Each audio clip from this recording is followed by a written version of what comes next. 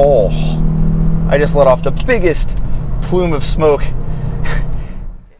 What's up, everybody? My name is Elliott, but you can call me the Motory Notary. And remember, if you want something done right, you gotta do it yourself.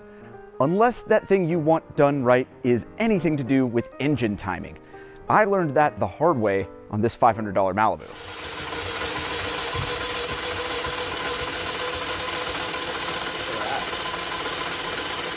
Now, did you hear as it was cranking faster and faster and faster towards the end there? That was the last little bit of compression wisping away from the motor. And while it's not a total tragedy that I completely screwed that up, because that car was only $500 and they made a bazillion of them, it would be a total tragedy if I let that happen to this rare manual Spaceball Volvo V70R. And that's why today I'm going to do something that no DIY guy would ever do in his wildest dreams. I'm going to take this Volvo to the dealership.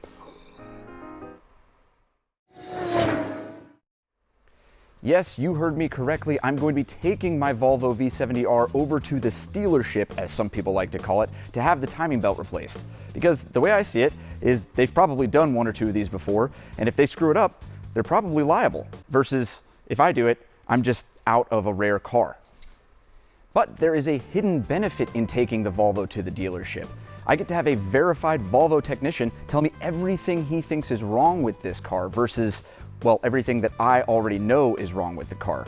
Which, speaking of which, let's dive into those things that I already know is wrong with the car, and then we can kind of compare and contrast them to whatever the dealership finds.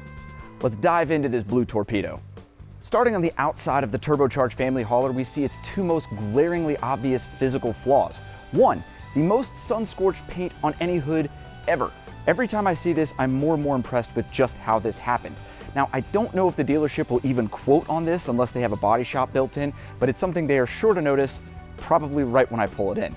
The second thing you might notice is its distinct lack of wiper blades. And actually, not just wiper blades, this doesn't even have wiper arms. So I don't stand a snowball's chance in hell of driving this thing in the rain unless I just Rain-X the crap out of the windshield. And even then, well, that's not a very good solution, and it's certainly not a safe one. So I'd really like to explore getting some new windshield wiper arms and seeing what's going on with the supposedly out of control wiper system on this car. But either way, wiper arms would be a great place to start. Continuing on to the back side of this big booty Judy, we've also got another thing that's semi-annoying, but not the end of the world. This back hatch, while very open and useful, isn't very useful because it won't stay up. And you might think, well, dude, just replace the gas shocks. Well, I wish I could, but they're inside and they're kind of hard to get to. Now, I'll still look into that, and it's definitely going to happen eventually, but it is something I would like the dealership to just quote on, because who knows? It could be $60, it could be $400. Either way, in order for this wagon to be useful, I'd really like to have this fixed. Moving on to the interior of the V70R, this next thing isn't a flaw at all, but I don't really know where else to put it in, and it's too cool not to share.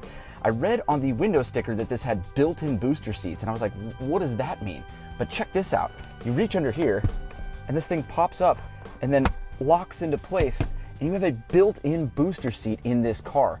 If there was any doubt that this is one of the coolest family haulers that also happens to haul butt, well, this little feature is pretty dang neat. But it's not a flaw, I just think it's cool. All right, hopping behind the wheel of the V70R is where the really meaty, good, expensive stuff starts to show its face. And you know what? I just thought of, you can't see any of it from right there, so let me switch this to handheld mode. Okay, now you can see this from my point of view. Everything's looking very good up here. But let's start it up and see what the Volvo is mad about, according to itself. Oh, there's a great sound. Now, we are greeted with my right rear door being open, which it is for light. Passenger door open, again for light. Okay, anti-skid service required. Park assist service required. Time for regular service. And okay, that's not so bad.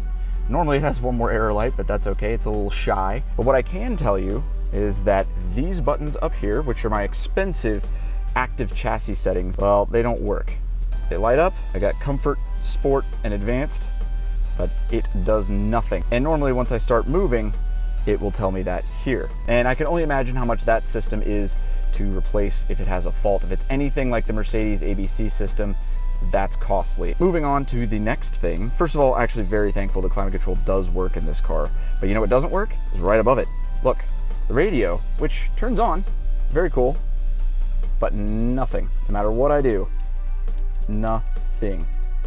It is just off. But I need to figure out why that doesn't work. Hopefully it's something simple, but you guys know how radio stuff is. Nothing's ever simple. For the rest of the issues on this car, I'm actually gonna have to get it out on the road and show you what it does, because I can only, well, tell you about it so much in here. So let's hit the road in the Volvo, show you what else is going on with it, and then get it over to the dealership. Out on the road in the old V70R, and I'm greeted with my friends: anti-skid service required, park assist service required, chassis setting service required. Cleared those all out, and now we are good to go as far as the little error box goes. But even though the error lights have been cycled through, you start to notice the other problems with this car. One, I'm not able to be jamming out to Kesha and or BB Rexa because my radio does nothing. This is prime time for that. When you're on the way to the Volvo dealership, you can't jam. Well, that just jams me. But beyond the radio thing, which I've already been over, there's a slightly bigger problem. When you give this car the beans, or you give it some gas, you notice that the front tires kind of chirp and you get a little bit of torque steer, like this clip here.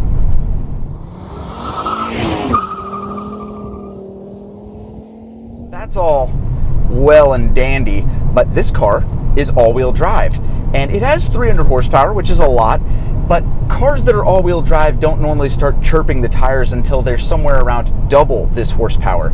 So this thing's really driving like it's only driven by the front wheels, and that's definitely the sign of a much bigger problem that I hope the Volvo dealership can diagnose. Now, it could be something as simple as the wheel speed sensor's not working and it not sending the power to the rear, or something as bad as my angle gear being stripped and no power being available to go to the rear wheels whatsoever. Now, the next one is something that I've only noticed recently, and it's if you do a little pull like this, you give it the beans, which,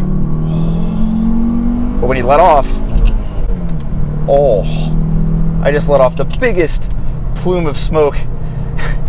It's so weird. It's not under load, it's fine, but the second you let off, Puffsville, and it just swirls around with the aerodynamics of the brick. I actually feel really bad for the person behind me just now. I'm not a Volvo expert yet, but I'm pretty sure it's not supposed to do that. And B, well, two, I think it's oil related because it's very oil colored. I definitely want that addressed, and I don't think it's good, and something I won't be driving the car extremely hard until I can figure out what that is. We're almost to the Volvo dealership now. Hopefully they'll be able to get this timing belt done, the water pump done, and give me some answers for the rest of this stuff. Meanwhile, I'm gonna turn up some Kesha. Never mind, no I'm not. Gosh, really wish this worked.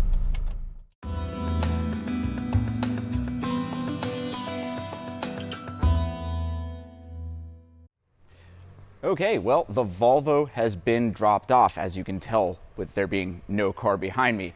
So you know about all the problems. Hopefully they know about all the problems that I know about. And now I can either stand around with my thumb in my hoo-ha, or I could give you guys an update on one of the forgotten about cars on the channel while we're waiting. So let's go take a look.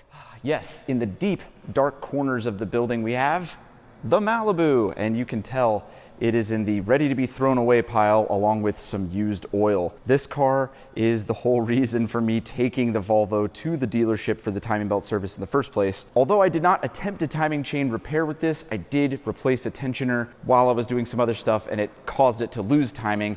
And now, well, like I said, now it's in the trash pile. And you might be wondering, why hasn't it left yet? Well, I've gotten 2 junkyards to quote on it. One of them offered me $300, but I can't get them to call me back. I've called them 4 times, and each time they're like, yeah, $300, we'll send somebody your way, and then nothing. But right now it just sits, and currently the cats love sleeping in it, so I almost feel bad taking it away from the cats. But either way, if you're wondering where the Malibu was or if I still had it, yes I do. It is in the pile to be thrown away, the corner of shame, along with some used oil. But now I guess we just wait on the Volvo, and we'll see where to go from there.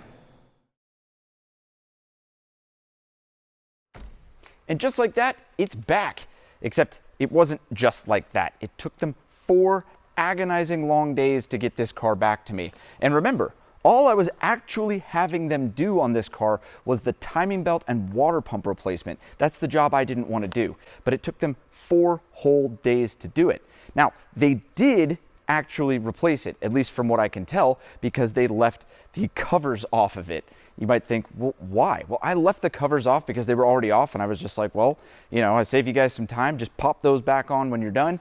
But they didn't have time to do that in the 4 days that they had the car. And you might also say, well, Elliott, what about the other diagnosis, the entire lead up to this video? What did the Volvo dealer think is wrong with this car? I paid an extra $140 for a diagnostic fee for them to tell me just that. So according to this, for my $140, they told me that there is an electrical issue, and their diagnosis confirmed that the front struts, the yaw sensor, the BCM, and CEM all need to be replaced. And they gave me a ballpark verbal quote for each one of those things, all adding up to approximately $3,000. And that's actually just for the computers. The suspension struts for another $800. Well, Elliott, what about that other stuff that you wanted to know about? What about the wiper stocks? What about the hatch struts? What about that basic stuff like a brake bleed or any of the normal stuff that you would take a car into a dealership when it hasn't been serviced for 4 or 5 years, that they would just be like, oh, wow, you need this, this, this, and this, and this. Well, I was kind of hoping for that for my $140.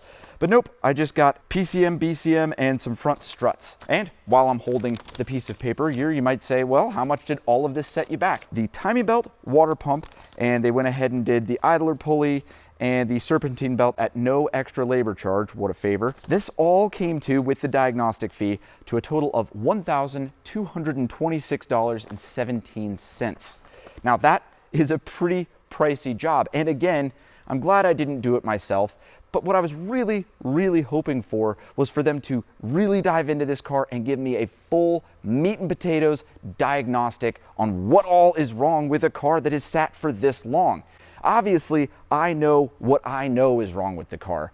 And yes, they were able to confirm to me that there were some computer issues. And they were also able to tell me that at some point in this car's life, the sunroof had a sealing issue that allowed a bunch of water into the cabin, kind of flooding it, and that's why the computers were haywire. They thought that the whole cabin was flooded, and that's what screwed everything up. Regardless, I am pretty bummed out with my dealership experience. I've actually called them 3 or 4 times because they've been in the process of writing up a more thorough diagnostic, but as of, well, the filming of this video, it's actually been over a week since I dropped the car off, and we're still got nothing. All of this really comes down to a matter of choice. See, if I was in a bigger town, I might have 2 or 3 Volvo dealerships to choose from, but here in Wichita, we only really have one, and it's kind of already owned by a string of dealerships that have the worst possible reputation in town, and apparently the Volvo dealership is no different. So I'm pretty bummed out, but there is a light at the end of the tunnel for all this. One, I know now what the Volvo dealership experience is like, at least here in Wichita, Kansas.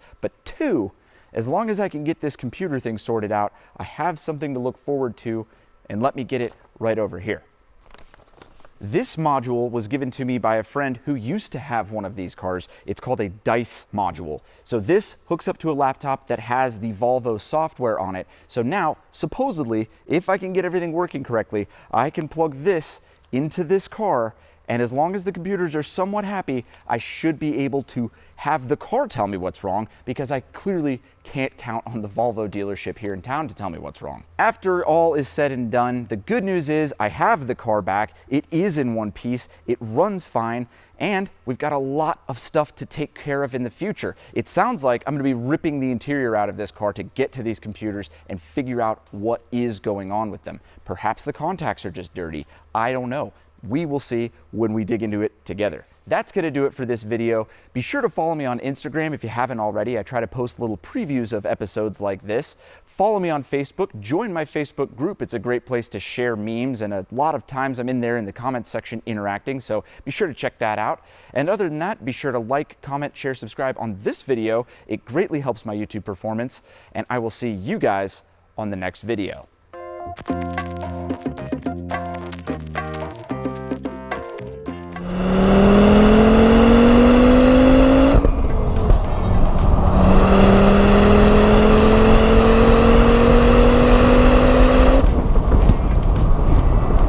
we have the Malibu, and you can see it is in the air compressor. Killing me.